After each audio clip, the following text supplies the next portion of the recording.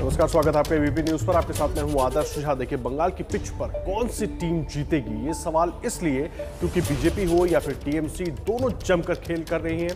BJP लगातार bouncer और yorkers से ममता की टीम के विकेट गिरा रही है, लेकिन ममता बनर्जी भी क्रीज छोड़ने के मूड में नहीं है। बंगाल में सियासत के खेल में मैन ऑफ द मैच कौन होगा, इसे लेकर लोग अब बेसब्र हो रहे हैं। ममता बनर्जी की पार्टी टीएमसी का ये नारा सुना, अब यही नारा मंच पर उनके नेताओं के मुंह से सुनिए। माठे बॉल पड़े गेलो, केस पूरे खेला होबे, सब जगह खेला होबे, काठीतेও खेला होबे, नंदीग्रामे खेला होबे। आईपीएल कहे, विंबलडन कहे, वर्ल्ड कप कहे, ओलंपिक कहे, जो भी हो, सबसे बड़ा खिलाड़ी है पॉलिटिशियन और सबसे बड़ा खेल है पॉलिटिक्स। मैदान ओलंपिक छोटा मैदान, क्रिकेट 22 गज में होता है, फुटबॉल 110/75, लेकिन ये मैदान बहुत बड़ा है, कश्मीर से कन्याकुमारी तक और दार्जिलिंग से गंगा तक, तो खेला तो होगा ही ना। आखिर ये कौन सा खेल होने वाला है, कौन सा भयंकर खेल है जिसके बारे में टीएमसी के नेता बोल रहे हैं? इसके संकेत मिलते हैं टीएमसी नेताओं के बयान से। আমরা এই ধরনের কাজ করব, বাড়ি থেকে বেরোতে দেব না, বেরিয়ে ট্রেনার ভেঙে দেব, পারলে কিছু করে নেবেন, সাবধান। আমি নোংরামি রাজনীতি করি না, যদি আপনি নোংরামি করেন আমি রাজি আছি, যখন বলবেন আমি তখনই রাজি আছি। पश्चिम बंगाल की राजनीति वैसे ही रक्त रंजित यानी खून में सनी मानी जाती है। बीजेपी आरोप लगा रही है कि टीएमसी के खेल का मतलब चुनाव में खूनी खेल होगा। तृणमूल कांग्रेस का ये रवैया तो पिछले बहुत सालों से चल रहा है। तृणमूल कांग्रेस को लोकतांत्रिक व्यवस्था के ऊपर विश्वास नहीं रखते, लोगों को डरा धमकाकर उस आतंक पैदा करके वो चुनाव में जीतना चाहते हैं। बीरभूम का जिला का जो अध्यक्ष है वो तो ऐसे भाषण में बोलते कल वो भी होता, भयंकर खेला होगा। तो भयंकर खेला मतलब कि लोगों को डराओ धमकाओ। पार्थो चैटर्जी का जो रोड शो था उसमें से कल दिलीप घोष का नाम पर डायरेक्ट अटैक हुआ। बाद में पार्थो चट्टोपाध्याय बाद में बताया जो हम पार्टी ऐसे भाषणों को, ऐसे शब्द को एंडोर्स नहीं करता। बंगाल की पिच पर इस वक्त जो सत्ता का खेल चल रहा है, वैसे बंगाल की राजनीति में भी इन दिनों क्रिकेट की तरह ही सियासत का खेल चल रहा है। हफ्ते भर पहले ही ममता बनर्जी की पार्टी के कई बड़े नेता बीजेपी में शामिल हुए हैं। मैंने फीफा से बात किया, आईएफएफ से बात किया, आईपीएल से बात किया, बीसीसीआई से बात किया कि एक टीम में 4 आदमी 4 प्लेयर बाहर से ले सकते हैं। अभी बीजेपी का पूरा टीम ही तृणमूल को फेंका हुआ माल, अभी पूरा टीम बीजेपी का ले गया। अभी बीजेपी वाला ही नहीं है, पूरा गाढ़ा टीम ही टीएमसी का फेंका हुआ लीडर्स है। तो शुभेंदु कह रहा था टीएमसी में एक ही पोस्ट, बाकी सब लैंप पोस्ट। तो अगर सब लैंप पोस्ट था तो इतना भारी भारी नेता कैसे पैदा होगा? चाहे सियासत का खेल हो या फिर क्रिकेट का खेल, खेल में सबसे अहम होता है कैप्टन का रोल, क्योंकि कैप्टन ही रणनीति बनाते हैं। ऐसे में सबकी नजर अब बंगाल के खेल में टीएमसी की कमान ममता बनर्जी के हाथों में है। बंगाल में तृणमूल कांग्रेस फिर से लौटेगी या नहीं, ये पूरी तरह ममता बनर्जी पर निर्भर करता है। ये हमारा बैक, फुल बैक, स्टॉपर, लिंकमैन जो है, हमारा कैप्टन का नाम है ममता बनर्जी और हमारा टीम का नाम है माँ, माटी और मानुष, बंगाल की जनता। बीजेपी की कमान खुद पीएम मोदी के हाथों में है। वो आखिरी ओवरों में मैच का रुख मोड़ने की काबिलियत रखते हैं। बंगाल में क्या वो अपनी टीम को जीत दिला पाएंगे या नहीं? माटी सुरक्षित नहीं, मानुष सुरक्षित नहीं। ऐसे समय में क्या ममता जी की सरकार को बने रहने का अधिकार है क्या? माँ की बात की थी, मानुष की बात की थी, माटी की बात की थी, पर ये तो हमें नहीं बताया गया था कि हम तस्करी करेंगे। कोयले की तस्करी हो रही है। इंग्लैंड के खिलाफ जीत दिलाने के लिए भारतीय टीम में विराट कोहली ने रोहित शर्मा, चेतेश्वर पुजारा, शुभमन गिल और अजिंक्य रहाणे जैसे बल्लेबाजों पर दाव लगाया है। पिच पर कौन सा बल्लेबाज चलेगा? ममता और मोदी ने भी इसका चुनाव कर लिया है। बंगाल चुनाव के लिए बीजेपी ने दिलीप घोष, शुभेंदु अधिकारी, सुमन चैटर्जी, राजीव बनर्जी जैसे नेताओं की टीम बनाई है। ममता बनर्जी के पीछे सौगत राय जैसा लीडर है, सुदीप बनर्जी है, पार्थो चैटर्जी है, सुब्रतो बख्शी है, अभिषेक बनर्जी है। पंच पांडव तो ऐसे ही हो गया, और जरूरत क्या है। और सबसे बड़ा ममता को साथ किशन जी है, कृष्णा भगवान, क्योंकि बीजेपी का ये नंबर 3, 1, 2, 3 संख्या। सामने चुनाव है, चुनाव में 200 प्लस करेगा हम लोग, ऐसा ही होगा। जितना डेवलपमेंट बंगाल में हुआ है, किसी जगह में इतना डेवलपमेंट नहीं हुआ। हम लोग जीतेंगे, 200 प्लस भी होगा हमारा। रैली का मापदंड होता है आए हुए जनता के अंदर उत्साह और उनकी भागीदारी।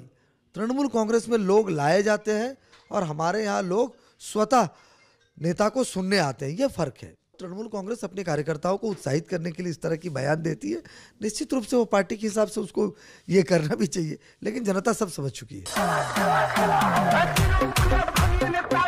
बंगाल में खेल जैसा भी खेला जाए, लेकिन शांतिपूर्ण होना चाहिए। खेल में हिंसा की कोई जगह नहीं होती, लेकिन चुनावी खेल में पार्टियां कई बार ये सीमाएं लांघ जाती हैं। बंगाल में अगर मान लीजिए कि 1000 हिंसा घटना घटा, उसमें से 990 घटाया था बीजेपी ने। ये 99 चलो, ये चलो, ये गोली मारो, मारो गोली, ये सब दंगाबाजी, हिंसा फैलाने का, छड़ाने का जो पॉलिटिक्स है, वो है भारत की जुमला पार्टी बीजेपी। आज के পশ্চিমবঙ্গের মাননীয় শিক্ষামন্ত্রী শ্রী পার্থ চট্টোপাধ্যায়ের মিছিলে একটি স্লোগান বারবার শোনা গেছে। স্লোগানটি এমন যে গুটিয়ে নেব আমরা দিলীপ ঘোষের চামড়া। আজকে মাননীয় শিক্ষামন্ত্রী পার্থদাকে বলবো, পার্থদা আপনি তো পশ্চিমবঙ্গের শিক্ষামন্ত্রী, কি ভাষা শেখাচ্ছেন আপনাদের কর্মীদের? এ কোন ভাষা সন্ত্রাস আমরা দেখতে পাচ্ছি? অবশ্যই ভাষা সন্ত্রাস শুরু হয়েছিল বামফ্রন্ট আমলে, এবং তারপরে আপনারা এই তৃণমূল পার্টি भाषा सन्त्रास के एक अन्य मात्रा दिए। बंगाल के खेल में मैन ऑफ द मैच कौन होगा इसका पता तो 3 महीने बाद ही चल पाएगा, लेकिन सभी चाहते हैं कि मैच रोमांचक हो और सही भावना से खेला जाए। आखिर ऐसा होगा कि नहीं, ये तो दोनों टीमों की ही जिम्मेदारी है। ये नया पद है हिंदी का। बीजेपी नेता बांग्ला बोल रहे हैं तो ममता दीदी ने उसका तोड़ हिंदी बोलकर निकाला है। क्या है इसके पीछे का चुनावी नफा नुकसान, जानने के लिए देखिए हमारी रिपोर्ट।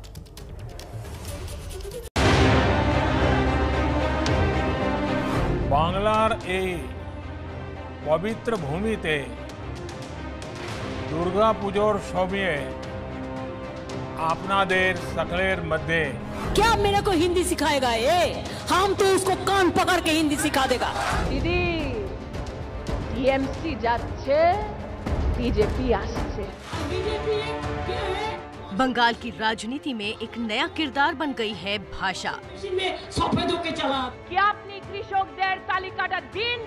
जहां केंद्रीय नेता बीजेपी बंगाल विधानसभा चुनाव में वोट बटोरने के लिए बांग्ला भाषा बोलकर लोगों के दिल जीतने में लगे हैं, वहीं ममता बनर्जी हिंदी पर जमकर हक जताने में लगी हैं और कई मौकों पर चुनावी भाषणों में जमकर हिंदी बोलती दिखी हैं।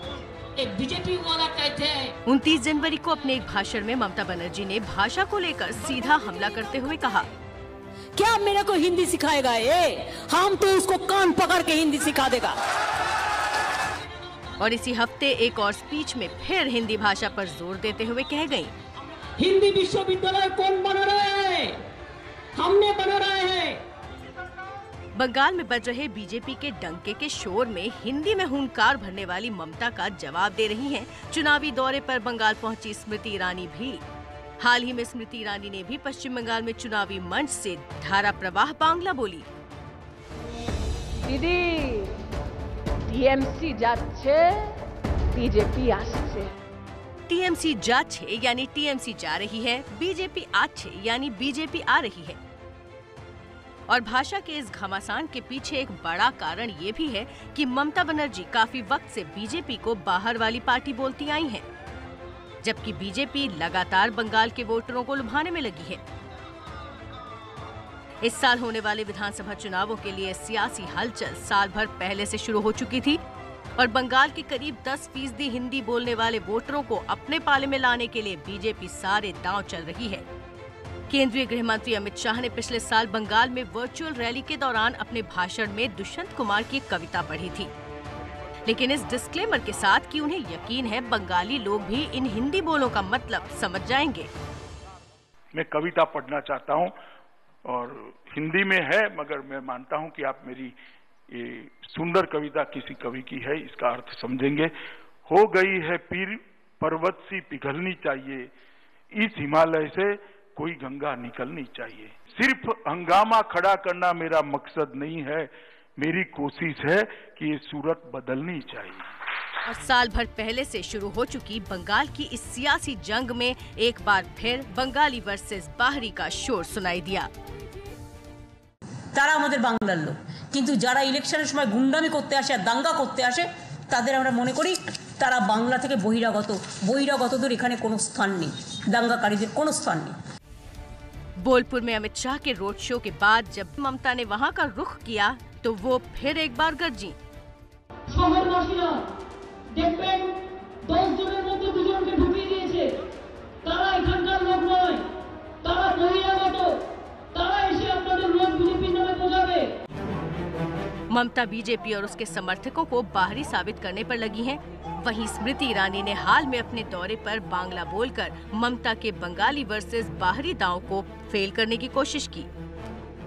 अमित शाह जी बार-बार বলেছেন कि আপনি কৃষকদের তালিকাটা দিন, আমরা 24 ঘন্টা এক-একটি কৃষকের ব্যাংক অ্যাকাউন্টে টাকাটা তুলিয়ে দিব, কিন্তু আপনি আজ অবধি তালিকাটা দিলেন না।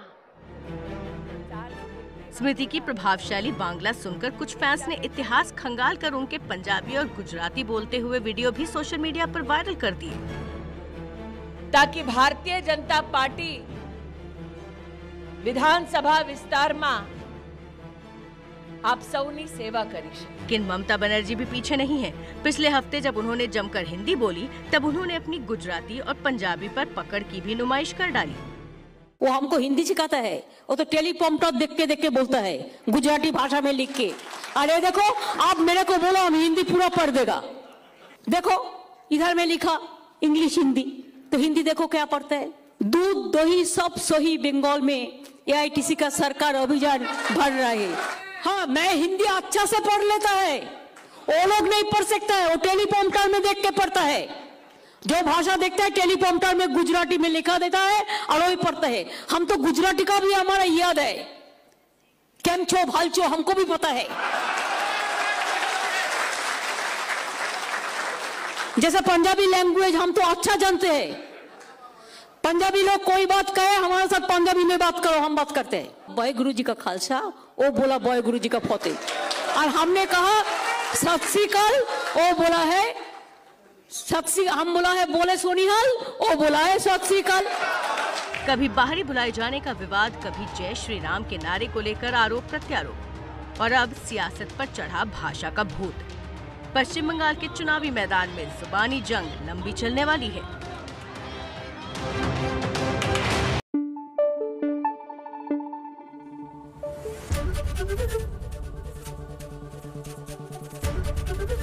ABP न्यूज आपको रखे आगे।